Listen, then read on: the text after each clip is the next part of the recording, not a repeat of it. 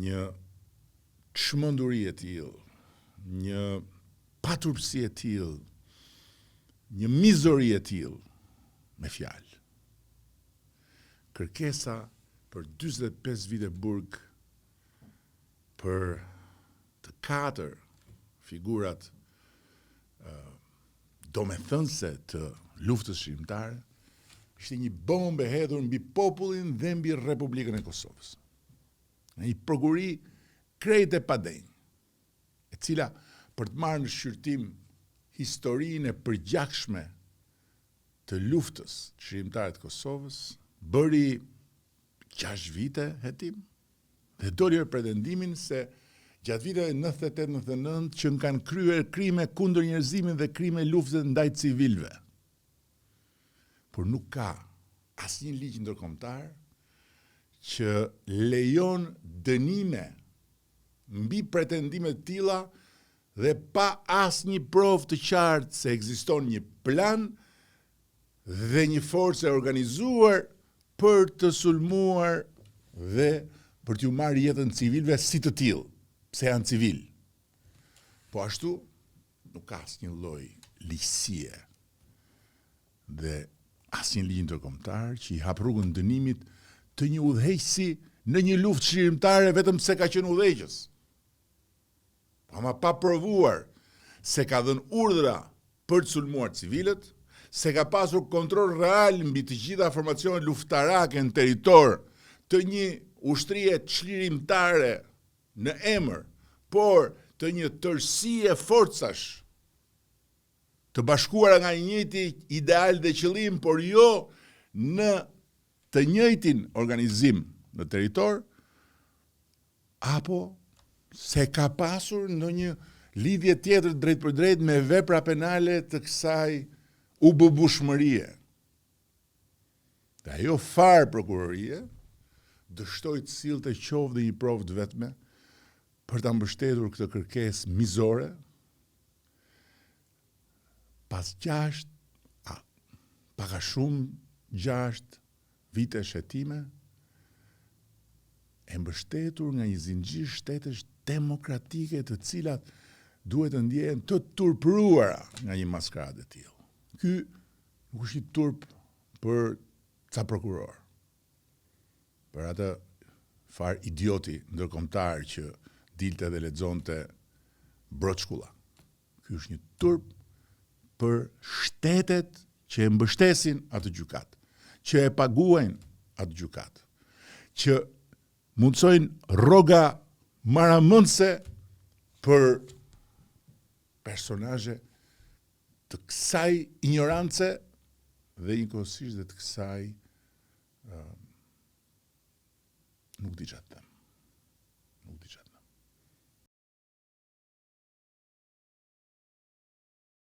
Duhet ndalem edhe për një sarim të nevojshëm lidhur me konkluzionet e mbledhjes grupit parlamentar këtë javë pas mosvendimit të gjykatës kushtetuese. Sepse përsëri si zakonisht fillon qarkullon në ajër një tymnaj interpretimesh nga më të ndryshme. Edhe një herë tjetër. Nuk është çështja tek personi, çështja është tek parimi. Dhe në këtë rast nuk është tek parimi abstrakt, por është tek parimi i ndarjes së panegociueshme të pushteteve kushtetuese.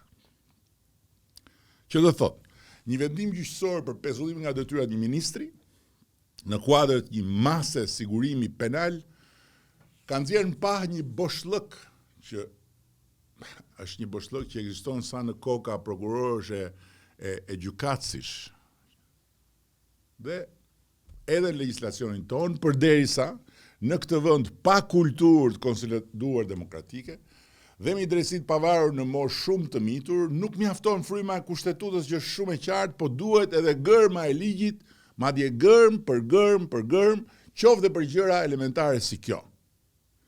Gjykata në ushtrimin e kompetencave të saj ka të drejtë të vendos masa sigurimi për çdo person në hetim. Këtë nuk e diskuton askush dhe askush nuk është mbi ligjin, e këtu bijem dakord të gjithë, të paktën të gjithë me fjalë, por unë bie dakord dhe me vepra. Por në të njëjtën kohë ka disa funksione ku hyn dhe ai ministrit, të cilat paralizohen nëse ministri pezullohet. Pra faktikisht, nëse ti thua që unë pezulloj një ministër, unë pezulloj presidentin e Republikës, unë pezulloj kryetarin e kontrollit lartë shtetit dhe ku di unë disa të tjerë që mbulojnë funksione të padelegueshme, faktikisht ti prodhon një pasojë të menjëhershme të barabartë me shkarkimin, sepse nuk është pezulluar thjesht personi, siç mund ndodhi me një drejtor punën e cili e bën dikush tjetër, por është pezulluar funksioni.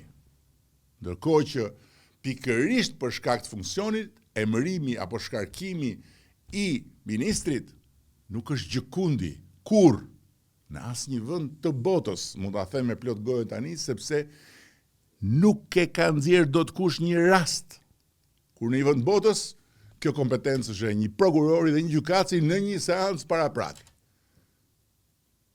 Drejtësia duhet të jetë e pavarur. Sot ajo është e pavarur dhe duhet mbetet përgjithmonë e pavarur. Por pavarësia e pushtetit gjyqësor mbaron aty ku fillon pavarësia e dy pushteteve të tjera, legislativit dhe ekzekutivit, të cilat ndër të tjera kanë edhe të drejtën dhe detyrën të emërojnë apo të shkarkojnë ministra. Dhe kjo e drejtë dhe detyrë nuk ndahet me gjyqësorin, nuk i takon gjyqësorit dhe nuk mund lejohet që ta marrë gjyqësori. Gjithsesi, tani më kur as gjykata kushtetuese nuk mori dot vendim për rastin konkret, ne do kalojmë përtej rastit konkret dhe të hënën në cilësinë e deputetit, unë së bashku me kryetarin e grupit Oland Balla dhe me kryetarin e Komisionit të Ligjeve Ursi Manja, pra me 3 firmat tona, do të depozitojmë nismën për të adresuar me njëherë boshllëku në fjalë. Nisma do të paraqitet fillimisht grupit parlamentar në mbledhjen e tij të fillim javës, ditën e hënë në mëngjes, dhe do të jetë transparente edhe për opinionin publik, pasi prezantimi i nismës do të bëhet me praninë e medias. Kemi miratuar këtë javë vendimin e Këshillit të Ministrave për rritjen e pagave për shërbimin e mbrojtjes nga zjarri dhe shpëtimin.